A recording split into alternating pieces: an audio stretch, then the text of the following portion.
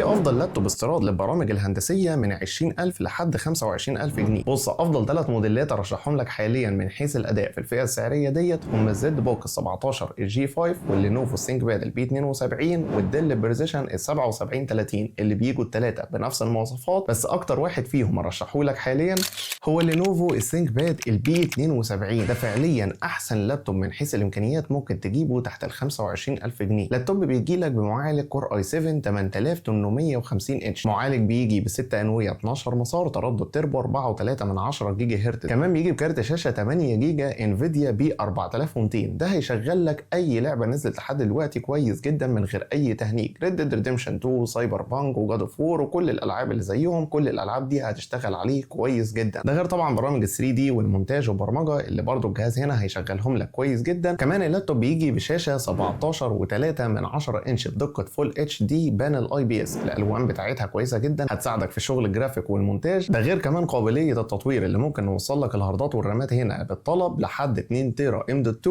وكمان معاهم لحد 64 جيجا رامات دي دي ار 4. والميزه في الجهاز ده اللي بيخلينا نفضله على امثلته من الاجهزه الثانيه وهي ان احنا عاملين عليه عرض حاليا معروض بسعر 23000 جنيه بس، وده هو فعليا افضل لابتوب على الاطلاق من حيث الاداء ممكن تجيبه في الفئه السعريه ديت.